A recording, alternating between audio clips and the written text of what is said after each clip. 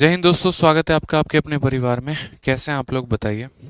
अब यहाँ से देखो, औसत में अब सभी बच्चे जो है एकदम बड़े ध्यान से मेरी बातों को समझना सीखना है यहाँ पे कि एलिगेशन का प्रयोग हम औसत में कैसे कर पाएँ। एकदम जीरो लेवल से शुरू करूँगा एलिगेशन को, और सारी बातें हम आपको बताएंगे, सारी चीज़ें हम आपको सिखाएंगे, समझाएंगे, सब कुछ हम आपको क्लियर कराएंगे। बड़े ध्यान से आपको सीखना होगा यहाँ पे। अब देखो यहाँ क्या लिखा हुआ है, एलिगेशन लिखा हुआ है। एलिगेशन का मतलब क्या होता है? एलिगेशन का मतलब होता है, देखो एलिगेशन एक ऐसा टॉपिक है जो काफ़ी जगह पर आपको मदद करता है। हम आपको एलिगेशन एक अलग चैप्टर पढ़ाएंगे भी, और मिश्रण यानी मिक्सचर के बाद पढ़ाएंगे। बट एलिगेशन क्या है और इसका कहाँ पर इस्तेमाल होता है?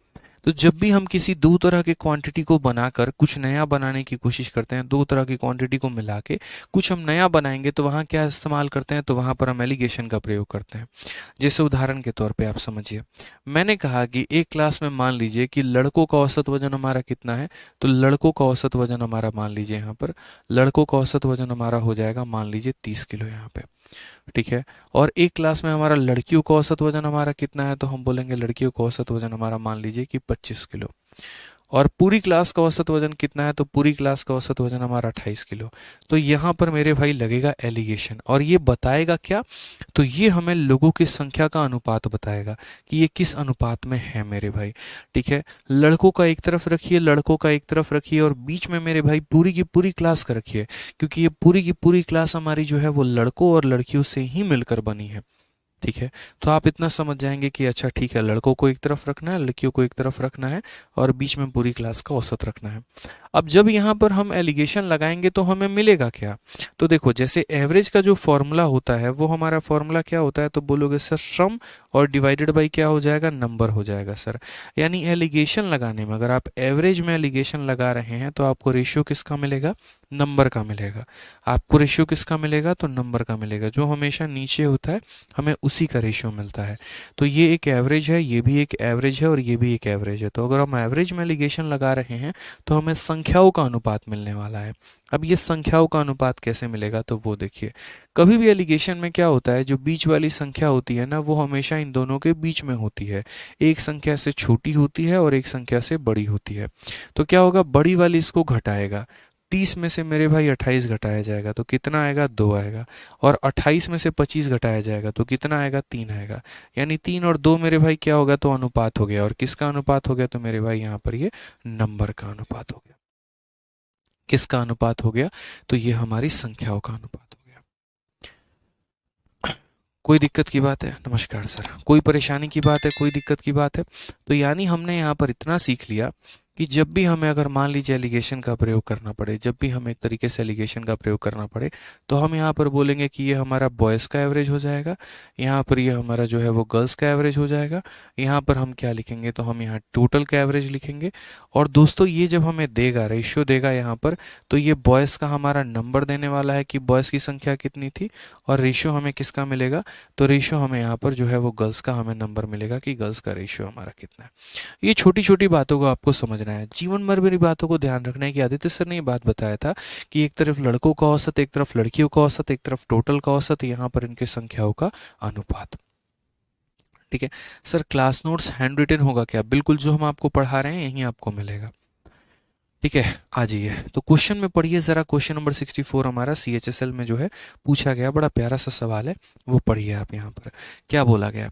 कहा गया एक कॉलेज में 132 छात्रों के अंकों का औसत हमारा इतना है। यानी ये पूरी क्लास का हमारा औसत है, लड़कों का नहीं है, लड़कियों का नहीं है, पूरे के पूरे 132 छात्रों का है। ठीक है। यदि उत्तीर्ण छात्रों के अंकों का औसत हमारा इतना है, अनुत्तीर्ण छात्रों के औसत हमारा इतना है, तो उत्तीर्ण छात्रों के कुल अंकों का अनुत्तीर्ण छात्रों के कुल अंकों का अनुपात हमारा क्या होगा? यानी यहाँ पर ये जो क्लास हमारी बनी है, ये क्लास हमारे लड़के और लड़कियों से मिलकर नहीं बनी है, ये क्लास हमारे पास और फेल स्टूडेंट से मिलकर बना है। आप पढ़ेंगे यहाँ पर तो बोला गया है कि average marks of 132 student of A college is इतना। चलिए मान लेते हैं कॉलेज है, और ये कॉलेज गुरु गोविंद सिंह कॉलेज मान लेते हैं, कोई है एक, कहीं पर होगा, ठीक है, मान लेते हैं। उस कॉलेज में 132 बच्चे पढ़ाई कर रहे हैं और हर किसी का हम एक टेस्ट करवाएं मैथ्स का एवरेज कहीं, और उसमें सबका औसत अंक निकल कर आया 50। बोला गया if the average marks of pass student is 55 and average marks of fail student is 35। जाहिर सी बात है, जब मैं उस क्लास में टेस्ट कराऊंगा तो दो ही स्थिति बनेगी, या तो बच्चे पास करेंगे, नहीं तो बच्चे फेल करेंगे। तो पास करने वालों का औसत 55 है, फेल करने वालों का औसत हमारा 35 है, ठीक है। बोला गया then what will be the respective ratio of total marks of pass student and total marks of fail student, यहाँ पे उनका रेस्पेक्टिव रेशियो हमारा क्या होगा। मैंने कहा कोई बात नहीं भाई, सबसे पहले भावनाओं को समझो यहाँ पर, ठीक है। एवरेज निकालने के लिए किसकी आवश्यकता होती है, सारी बातें हम लोग तरीके से समझेंगे और सारी बातों को हम लोग जानेंगे। तो सबसे पहले जो पूरी की पूरी क्लास बनी है हमारी, वो किससे बनी है, तो एक तरीके से पास वाले बच्चों से और एक तरीके से किससे, फेल वाले बच्चों से, यही बना हुआ है। तो पास वाले का औसत यहाँ देखते हैं, देखो पास को यहाँ पर लिखेंगे, लेफ्ट में लिखेंगे, और फेल को यहाँ पर कहाँ लिखेंगे, तो मेरे भाई राइट में लिखेंगे, और बीच में किसको लिखेंगे, तो बीच में हम यहाँ टोटल को लिखेंगे। मैं बस अभी लिख रहा हूँ यहाँ पे, और ये रेस्पेक्टिव रेशियो हमारा देगा किसका, तो यहाँ पर संख्याओं का अनुपात देगा कि किस संख्याओं में लोग जो है हमारे पास हुए हैं, फेल हुए हैं और क्या क्या हुए। तो बोला गया मेरे भाई पास करने वाले बच्चों का औसत हमारा कितना है, तो 55 है। फेल करने वाले बच्चों का औसत हमारा कितना है, तो 35 है। टोटल हमारा बच्चों का औसत हमारा कितना है, तो 50 है। ये संख्या हमेशा बीच में होती है, एक से कम और एक से ज्यादा। अगर हम इनका रेशियो लेंगे तो रेशियो हमें क्या मिलेगा, वो देखो, 55 बड़ा है तो 50 को घटाएगा, वो भी डायगोनली, तो मेरे भाई कितना आ जाएगा, 5, और 50 में से अगर हम 35 घटाएंगे तो कितना आ जाएगा, 15 आ जाएगा। यानी रेशियो हमारा कितना निकल कर आएगा, तो 3:1 निकल कर आएगा मेरे भाई। यहाँ किसका निकल कर आएगा, तो 3:1 निकल कर आएगा यहाँ पे, ठीक है। अब क्वेश्चन में मेरे भाई क्या बोला गया, तो what is the respective ratio of total marks of pass student and total marks of fail student. और यहाँ पर ये हमारा क्या आया है, तो ये हमारा नंबर का रेशियो आया है। ये हमारा किसका रेशियो आया है, तो नंबर का रेशियो आया है कि किस संख्या में, मतलब जैसे मानो पास करने वाले बच्चे क्लास में 3 है, तो फेल करने वाले बच्चे क्लास में कितने हैं, तो 1 बच्चा है। ये हमारा किसका रेशियो निकल कर आ गया, तो यहाँ पर संख्या का। लेकिन क्वेश्चन में हमसे संख्या का अनुपात नहीं पूछा है। आप में से अगर ऐसा लग रहा हो कि यार ऑप्शन जो है वो गलत दिया गया है, ऐसा बिल्कुल भी नहीं है, 1% भी ऐसा नहीं है। अभी समझिए मेरी बातों को लेकर, 132 छात्रों का औसत अंक हमारा इतना है, उत्तीर्ण करने वाले छात्रों का औसत अंक हमारा इतना है, अनुत्तीर्ण करने वाले छात्रों का औसत अंक हमारा इतना है, उत्तीर्ण छात्रों के कुल अंकों और अनुत्तीर्ण छात्रों के कुल अंकों का क्रमशः अनुपात क्या होगा, उनके टोटल मार्क्स का मेरे भाई जो है वो बोला गया है कि उनका टोटल मार्क्स का हमें रेशियो बताना है। मैंने कहा ठीक है भाई, यहाँ पर उनके संख्या का अनुपात आ चुका है, तो हमें यहाँ ये पता करना है कि पास करने वाले बच्चे कितने थे और फेल करने वाले बच्चे कितने थे। तो हम यहाँ पर क्या देखेंगे वो समझो। हम बोलेंगे सर ये 3 यूनिट है और ये 1 यूनिट है, कुल मिलाकर कितना यूनिट हो गया, तो बोलेंगे 4 यूनिट। और यही 4 यूनिट दोस्त हमारा किसके बराबर में है, तो यही 4 यूनिट हमारा 132 बच्चों के बराबर में है। तो 1 यूनिट का मान हमारा कितना हो जाएगा, तो बोलेंगे 1 यूनिट का मान हमारा 33 हो जाएगा। 1 यूनिट का मान हमारा कितना हो जाएगा, 33 हो जाएगा। 1 यूनिट का मान हमारा कितना हो जाएगा, 33 हो जाएगा। यानी 1 यूनिट बराबर 33 बच्चे, तो 3 यूनिट बराबर 99 बच्चे और 1 यूनिट बराबर 33 बच्चे। हमें क्वेश्चन में क्या बोला गया है, तो बोला गया है यहाँ पर, ठीक है, respective ratio of total marks of pass and total marks of fail. तो अगर हम यहाँ पर पास का टोटल निकालते हैं और यदि हम यहाँ पर मेरे भाई जो है वो फेल का टोटल निकालते हैं, तो इनका रेशियो कैसे निकालेंगे। ये हमारे पास का टोटल है और ये हमारे मेरे भाई फेल का टोटल है। तो सबसे पहली बात यहाँ पर, पास करने वाले बच्चों का औसत नंबर कितना है, तो बोलोगे 55। फेल करने वाले बच्चों का औसत नंबर कितना है, तो 35। इनके एक बच्चे के चलते इतना नंबर, तो पास करने वाले बच्चे हैं कितने, तो आप बोलोगे ऐसे भी हटा लो, पहले इनको हटा के आप एक काम करो, बच्चों की संख्या लिख लो। आप बोलोगे 1 यूनिट का मान 33 है, तो पास करने वाले 3 यूनिट बच्चे हैं, तो 3 यूनिट का मान कितना होगा, तो बोलोगे 3 इंटू 33। आप ऐसे लिख सकते हो, हालांकि इसकी आवश्यकता नहीं है, बट मैं फिर भी समझा रहा हूँ। 3 इंटू 33। और फेल करने वाले कितने बच्चे हैं, तो 1 यूनिट मतलब ये हमारा फेल करने वाले बच्चों की संख्या है। तो ये पास करने वाले बच्चों की संख्या, ये फेल करने वाले बच्चों की संख्या। पास करने वाले में एक बच्चा कितना नंबर लेकर आता है, तो 55। और फेल करने वाले में एक बच्चा कितना लेकर आता है, 35। ये मेरे भाई इनके टोटल मार्क्स का रेशियो हो जाएगा कि सर एक बच्चे का इतना नंबर तो टोटल बच्चे का इतना नंबर, एक बच्चे का इतना नंबर तो ये टोटल बच्चे का इतना नंबर। हम इस तरीके से यहाँ पर जो है वो हम कर सकते हैं। ठीक है, यहाँ पर हालांकि कन्वर्ट करने की जरूरत नहीं थी, क्योंकि देखो 33 से हमारा ये 33 हमारा कट ही जा रहा है, तो सीधा 3:1 को उठाकर हम यहाँ लिख सकते थे और अपने उत्तर को प्राप्त कर सकते थे। लेकिन उसमें मुझे पता है कि कई सारे बच्चों का ये सवाल हो जाता कि सर जब आप टोटल बोला गया है तो आपने रेशियो क्यों ले लिया। इसीलिए मेरे भाई हमने यहाँ रेशियो ले लिया ताकि आपको दिक्कत नहीं आए। अब अगर हम काटेंगे तो 5 से काटेंगे कितनी बार में कटेगा, ये हमारा 11 बार में, और 5 से मेरे भाई कटेगा 7 बार में। 3 इंटू 11 हमारा 33 हो जाएगा, 7 इंटू 1 7 हो जाएगा, एंड ऑप्शन नंबर सी जो है वो हमारा करेक्ट आंसर आएगा। तो शुरू में लगभग हर बच्चे का जो आंसर आ रहा था वो option number A, option number A और ऑप्शन नंबर ए आ रहा था, और वहीं पर आप लोग गलती थे। अगर इस क्वेश्चन में ये बोलता कि लोगों की संख्या का अनुपात बताइए, तो आप आंसर देते 3:1। लेकिन क्वेश्चन में लोगों की संख्या का अनुपात नहीं पूछा, क्वेश्चन में यहाँ पर ये पूछा कि टोटल पास, मतलब यहाँ टोटल पास मार्क्स, जितने भी बच्चे पास हुए हैं उनका टोटल निकालो, जितने भी बच्चे फेल हुए हैं उनका टोटल निकालो, और मुझे उसका रेशियो बताओ। तो मैंने कहा पहले तो पास करने वाले बच्चे कितने थे, तो इतने बच्चे थे, और हर बच्चे को इतना नंबर प्राप्त हुआ, तो टोटल पास करने वालों के द्वारा इतना नंबर। फिर उसके बाद फेल करने वाले बच्चों का टोटल नंबर कितना था, तो फेल कितना बच्चा किया, 33 बच्चा, और हर बच्चे को इतना नंबर मिला है, तो ये उनका टोटल, ये पास का टोटल और ये फेल का टोटल और ये उनका रेशियो। ठीक है भाई, क्लियर हुआ? तो जो दिखता है वो होता नहीं है, थोड़ा पेशेंस रखना पड़ता है, तब समझना पड़ता है। अच्छा, एक और बात, यहाँ जरूरी नहीं था कन्वर्ट करना, बिना कन्वर्ट किए भी हम कर सकते थे। हम सीधा सीधा यहाँ पर 3 और 1 को उठाकर एज इट इज रखते हैं, तब भी हमारा उत्तर बन जाता है, क्योंकि जब भी हमें रेशियो निकालना होता है हमें एग्जैक्ट वैल्यू की आवश्यकता नहीं पड़ती है। ठीक है, आ जाइए। चलिए, अब यहाँ से थोड़ा सा आसान है, आप लोगों को यहाँ से थोड़ा सा आसान लगेगा, मुश्किल नहीं लगेगा। आइए पढ़िए, क्वेश्चन में क्या बोला गया है, जरा पढ़िए। राकेश एक कोचिंग संस्थान चलाता है और राकेश एक कोचिंग संस्थान चलाता है जिसमें 50 संकाय सदस्य हैं। 35 संकाय सदस्य का औसत वेतन हमारा 37,500 रुपये है। यदि सभी 50 संकाय सदस्य का औसत मासिक वेतन 30,000 रुपये पाया जाता है, तो अन्य 15 संकाय सदस्यों का औसत मासिक वेतन कितना होगा। अगले 15 मिनट मेरे साथ बने रहिए, जितना हम पढ़ा रहे हैं सीखते रहिए, बहुत अच्छे तरीके से आपको एलिगेशन समझ में आ जाएगा, बहुत अच्छे तरीके से, बस सुनते रहिए मेरी बातों को। कि Rakesh run coaching institute having 50 faculty member, 50 लोग हैं उसके पास में। Average monthly of salary of a 35 member is इतना, and what will be the average monthly salary of other 15 member if average monthly salary of all the 50 member is found to be 30,000। यानी एक coaching institute है जिसमें 50 लोग हैं, 35 लोग एक तरफ हैं, 15 लोग एक तरफ हैं। तो मैं यहाँ पर क्या बोलूंगा, तो मैं यहाँ पर ये बोलूंगा कि जो उसका अपना इंस्टीट्यूट है वो कितने लोगों से मिलकर बना है, तो 50 लोगों से मिलकर बना है।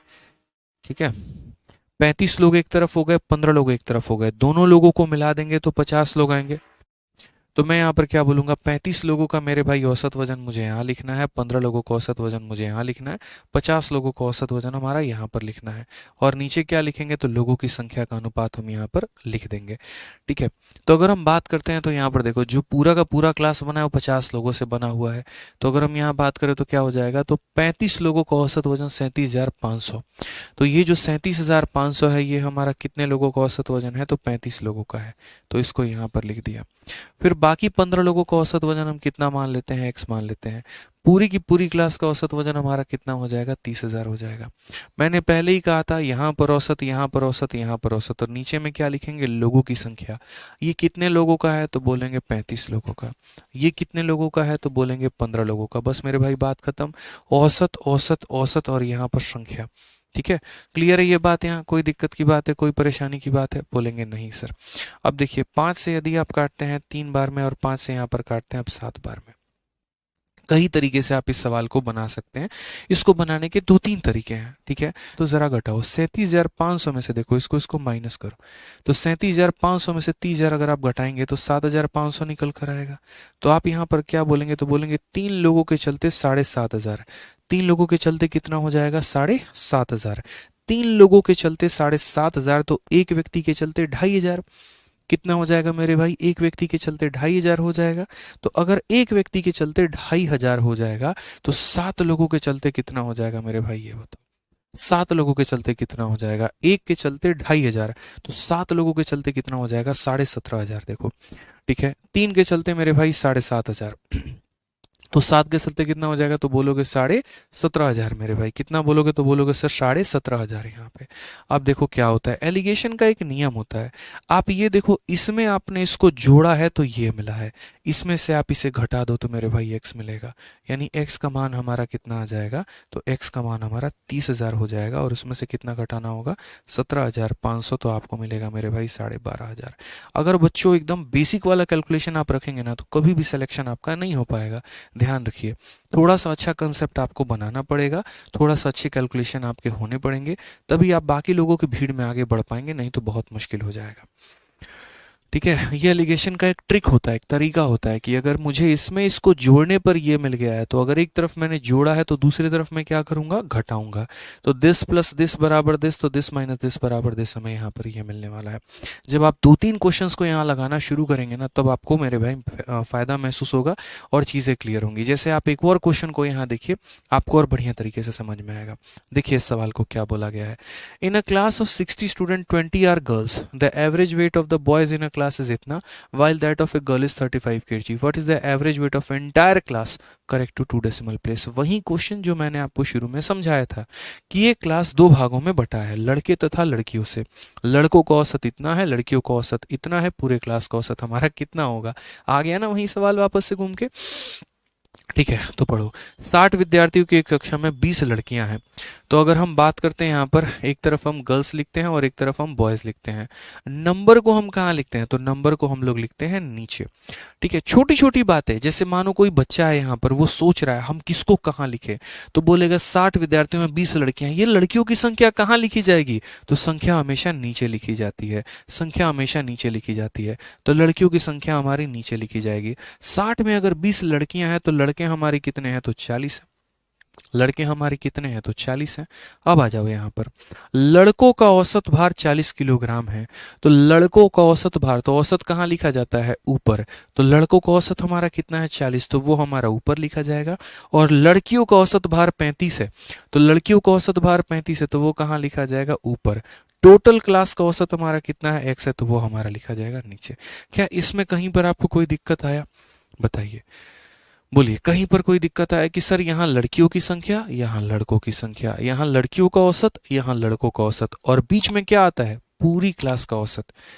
तो यहाँ पर अब आप कैसे सॉल्व करेंगे, इसको भी सॉल्व करने के दो तरीके हैं। अगर आप मेरे से बात करोगे तो देखो मैं आपको बता देता हूँ। एक हमारा मेथड नंबर 1 है जो कि हमने आपको सिखाया है, और दूसरा हमारा मेथड नंबर 2 हो जाएगा। मेथड नंबर 1 सबसे पहले आप लोग समझिए यहाँ पे। मेथड नंबर 1 क्या है, तो अगर हम काटते हैं तो 20 से हम काटेंगे तो ये एक बार में कटेगा और ये 2 बार में। तो बीच वाली वैल्यू हम कैसे निकालेंगे, तो बीच वाली वैल्यू बराबर साइड इंटू साइड, 40 इंटू 2 कितना हो जाएगा, तो 80, plus side into side 35 into 1 हमारा कितना हो जाएगा, 35, डिवाइडेड बाई कितना, टोटल 2 + 1 कितना हो जाएगा, 3। बेस्ट तरीका है भाई, इसमें कुछ और नहीं करना होता, बस इतना करना होता है, side into side 80, side into side इतना, डिवाइडेड बाई टोटल, यानी 3 से हम भाग कर देंगे, खेल खत्म हमारा यहाँ पर। तो बोलेंगे सर ये वैल्यू हमारी कितनी निकल कर आ गई है, तो ये वैल्यू हमारी निकल कर आ गई है 115।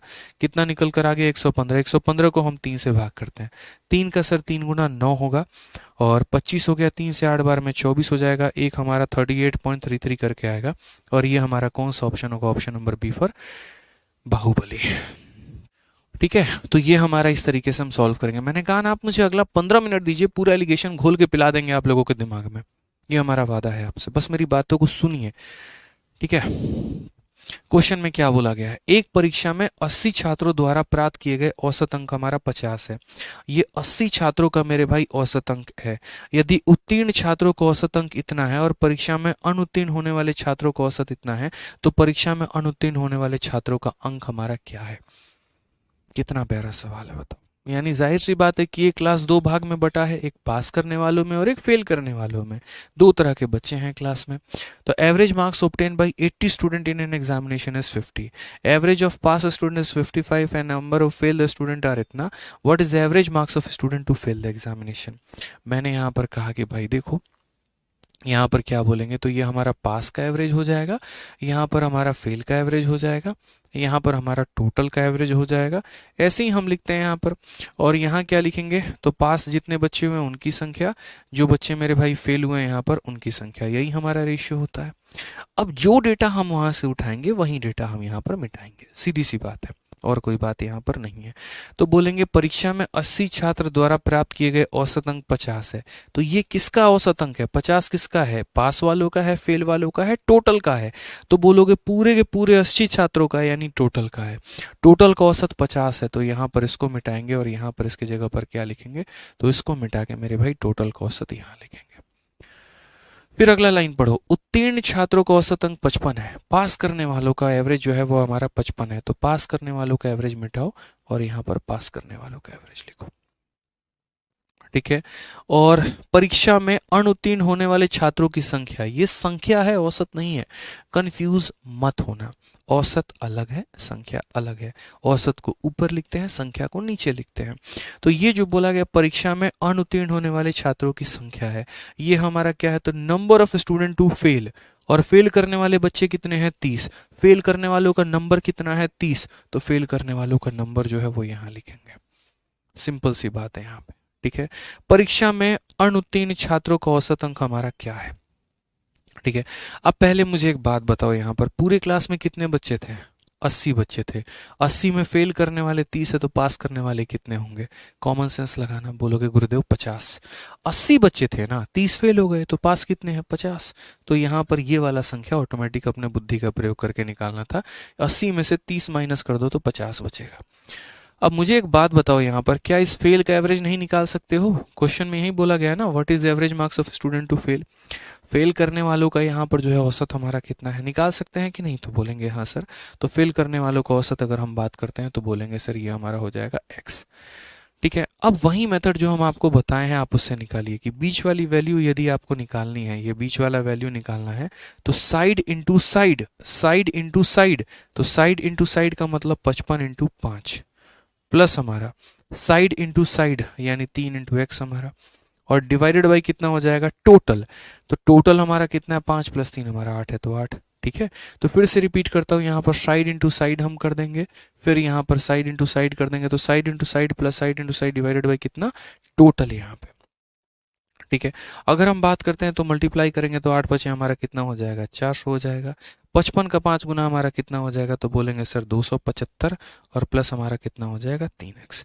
400 में से 275 अगर हम निकाल देंगे तो 125 हमारा निकल कर आएगा, और ये हमारा हो जाएगा 3x के बराबर। अगर हम x का मान निकालेंगे दोस्तों तो देखो 3 से भाग करो, 3 चौके 12, 3 एकम 3, 3 छक 18, 41.66 ऑप्शन नंबर ए जो है करेक्ट आंसर आएगा। आ जाओ, चलो अब एक और क्वेश्चन देखो। मुझे लगता है ये वाला सवाल आप लोग बना दोगे, आवश्यकता मेरी यहाँ पर नहीं है, खुद पढ़ लीजिए, देख लीजिए, आप सबको क्लियर हो जाएगा। एनटीपीसी सीबीटी 2 का ये क्वेश्चन है कि पिछले 12 महीनों के दौरान सुनिधि ने औसत इतने रुपए प्रति माह की कमाई की है। 12 महीने में हर महीने का औसत 6250 है। पहले 10 महीने के दौरान उसका औसत कमाई हमारा इतना था, और अंतिम के 2 महीने की अवधि के दौरान सुनिधि की प्रति माह की औसत कमाई कितनी थी, ये बोला गया। 12 महीने का औसत दे दिया, 10 महीने का औसत दे दिया, 2 महीने का औसत पूछ रहा है, क्या बोलेंगे, बोलेंगे सर देखो 10 महीने का एवरेज यहाँ पर लिखेंगे कि 10 महीने का एवरेज कितना है, 2 महीने का एवरेज जो है वो यहाँ पर यहाँ कितना है, और 12 महीने का एवरेज जो है वो यहाँ पर कितना है, ठीक है। तो ऊपर में क्या लिखते हैं, एवरेज, और नीचे में क्या लिखेंगे, रेशियो। ये 10 महीने का औसत है तो यहाँ 10 लिखेंगे, और ये 2 महीने का औसत है तो मेरे भाई कितना, 2 मंथ। यहाँ कितना हो जाएगा, तो 10 मंथ हो जाएगा, और यहाँ पर कितना हो जाएगा, तो 2 मंथ हो जाएगा। क्लियर है ये बात यहाँ पे। कोई परेशानी की बात है, कोई दिक्कत की बात है तो बता दो कि सर 10 महीने का औसत एक तरफ, 2 महीने का औसत एक तरफ, 12 महीनों का औसत एक तरफ, और नीचे में क्या होगा तो महीनों का अनुपात, कि ये कितने महीनों का है। जैसे 10 लोगों का अगर औसत है तो 10 लोग, 20 लोगों का औसत है तो 20 लोग, उसी तरीके से कितने महीनों का औसत है 10 महीने का तो 10 महीना नीचे, और ये कितने महीनों का औसत है तो 2 महीना, तो 2 महीना मेरे भाई नीचे यहाँ पे। अब देखते चलिए, जो डेटा दिया गया उसको लिखिए और मिटा दीजिए। 12 महीनों का औसत 6250 है, तो यहाँ मिटा के 12 महीनों का औसत लिखो, और वो कितना है तो 6250 है। ठीक है। उसके बाद 10 महीनों का औसत 5800 है, तो यहाँ 10 महीनों का मिटा के मेरे भाई 10 महीनों का औसत लिखो, और वो कितना आएगा तो 5800। 2 महीनों का औसत हमसे पूछा है, तो 2 महीनों का औसत हम कितना मान लेंगे तो x मान लेंगे, तो यहाँ पर हमारा x हो जाएगा। और यहाँ रेशियो होगा मेरे भाई किसका, मंथ्स का रेशियो होगा। तो यहाँ पर अगर हम बात करेंगे तो हम बोलेंगे सर यहाँ पर कितना है तो 10 मंथ है यहाँ पे, समझिएगा इस बात को लेकर। और यहाँ पर रेशियो हमारा कितना होगा, यहाँ पर हमारा रेशियो हो जाएगा 2 मंथ का, यहाँ पर हमारा रेशियो कितना हो जाएगा 2 मंथ का। अगर हम काटेंगे तो यहाँ पर 1 और 5 के रेशियो में कटेगा। कितने रेशियो में कटेगा मेरे भाई, यहाँ पर तो 1 और 5 के रेशियो में कटेगा। ठीक है। अब यहाँ पर देखते हैं मेरे भाई दो तरीके सवाल को सॉल्व करने के, जैसा मैंने शुरू में कहा था। ठीक है, तो बोलोगे सर देखो बीच वाली जो वैल्यू होती है यानी जो 6250 होती है, तो 6250 हमारी जो होगी वो बराबर होगी साइड इंटू साइड के, यानी यहाँ पर होगा 5800 इंटू हमारा कितना देखो होता है ना साइड इंटू साइड मेरे भाई, यहाँ पे प्लस साइड इंटू साइड यहाँ पे। तो बोलोगे 5800 इतना into x plus x into हमारा 1, ठीक है, और डिवाइडेड बाई कितना हो जाएगा टोटल 5 प्लस 1 हमारा 6। तो इसको सॉल्व करेंगे तो एक हमारा आंसर ऐसे निकल के आ जाएगा। और वहीं दूसरा तरीका जो हमने आपको बता रखा है, स्किप नहीं किया था, मैंने बताया था, ठीक है, इसको सॉल्व कर लेना तो आ जाएगा। और वहीं दूसरा तरीका जो बच्चों हमने बताया था, वो मैंने क्या बताया था, तो वो मैंने बताया था कि यार बहुत आसान तरीका है, बहुत आसान सी चीज़ है, छोटी सी चीज़ है। आप ऐसे देखो, आप एक काम करो, ये बड़ा है ना तो इसमें से इसको माइनस करो, इसमें से जब आप इसको माइनस करोगे तो कितना आएगा मेरे भाई 450 आएगा। कितना आएगा तो 450 आएगा मेरे भाई। तो आप यहाँ पर क्या बोलोगे, तो बोलोगे गुरुदेव देखो एक के लिए 450, एक के लिए 450, तो 5 के लिए कितना हो जाएगा, 450 को इससे गुना करो तो 2250 होगा। कितना होगा तो 2250 होगा। अब छोटी सी बात को समझना दोस्त यहाँ पे, ठीक है, इसमें से इसको घटाने पर ये आया है कि इसमें इसको जोड़ने पर ही आया है, बोलो क्या करने पर आया, कमेंट में बताओ, माइनस करने पे या प्लस करने पे। तो बोलोगे इसमें से ये माइनस करने पर ही आया है, तो अगर एक तरफ माइनस कर रहे हो तो दूसरी तरफ क्या करोगे, प्लस करोगे, दूसरी तरफ क्या करोगे, प्लस करोगे। तो इसमें से इसको माइनस कर दिया तो ये आ गया, इसमें अब इसको प्लस कर दो तो ये आ जाएगा।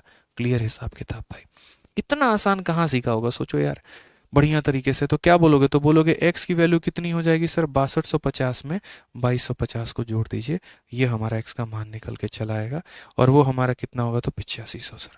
कितना हो जाएगा तो 8500, ऑप्शन नंबर ए जो है वो हमारा क्या हो जाएगा करेक्ट आंसर। उत्तर नंबर सवाल लास्ट है, और ये सवाल अगर आपने बना लिया तो संपूर्ण एलिगेशन वाला जो कंसेप्ट है उसका रिविजन हो जाएगा।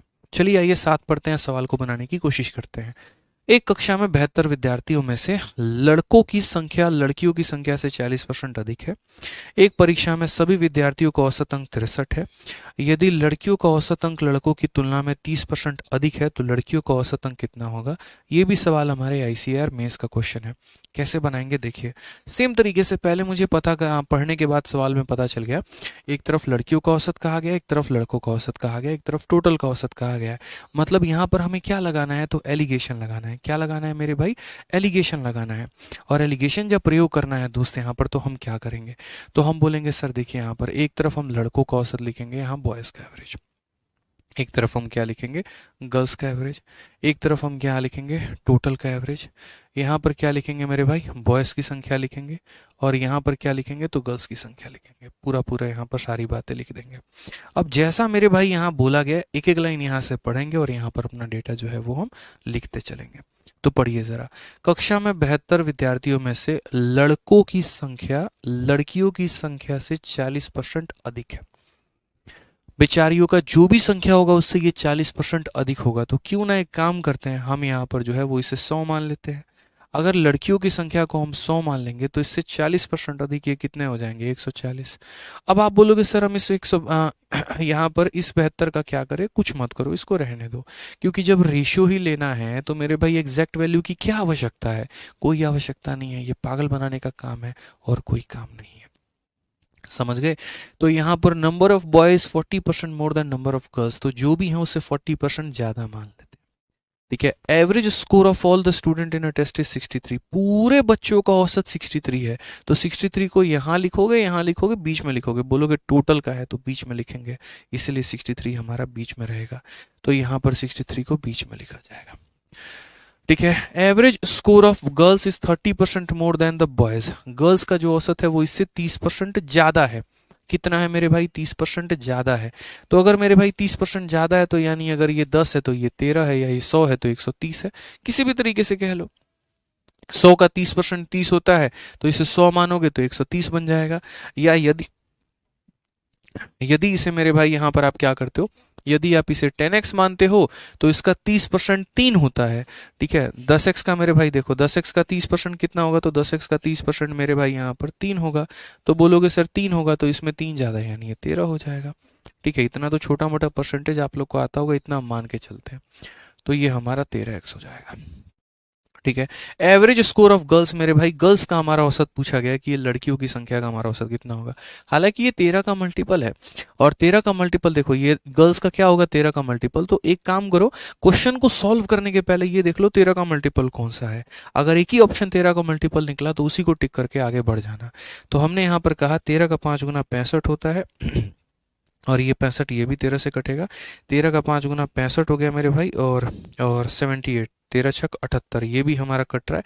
दो ऑप्शन हम कट रहे हैं तो रिस्क नहीं ले सकते हैं। अगर मानो सिर्फ एक ही ऑप्शन कटता तो सिर्फ हम 13 के मल्टीप्लिकेशन के आधार पर चले जाते हैं। हालांकि दो दो ऑप्शन कट रहे हैं तो हमें तो सॉल्व करना पड़ेगा। 20 से अगर हम काटेंगे 5 बार में, 20 से काटेंगे 7 बार में, सॉल्व कर लो दोस्त। यहाँ पर क्या बोलोगे? बीच वाली वैल्यू 63 बराबर साइड इंटू साइड 7 इंटू 10 कितना हो जाएगा? 70 मेरे भाई। फिर यहाँ साइड इंटू साइड 13 बचे कितना हो जाएगा? 65 मेरे भाई।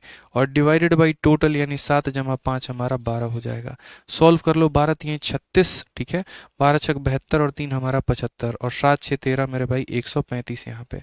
ठीक है, यदि हम इसी में काटते हैं तो x का मान हमारा कितना निकल कर आ जाएगा? अगर आप चाहोगे तो 9 से कटेगा तो 9 से यहाँ पर 15 बार में, और 9 से कटेगा तो 9 अठे 72, 9 चौके 36, 3 से और काटो तो 5 बार में, और 3 से और काटोगे तो मेरे भाई 3 दूनी 6, 3 अठे 24, यानी 5x का मान हमारा इतना है। तो x का मान अगर हम निकालेंगे, ठीक है, तो ये हमारा 5.6 करके आ जाएगा। भाग कर लेना मेरे भाई इसको यहाँ पर, तो तुम्हारा 5.6 आ जाएगा। और अगर 5.6 आ गया तो एवरेज स्कोर ऑफ गर्ल्स बोला गया, तो इसीलिए गर्ल्स की अगर हम बात करते हैं यहाँ पर पर्टिकुलरली, तो गर्ल्स की वैल्यू हमारी कितनी है? 13 इंटू एक्स, यानी 13 इंटू 5.6 है।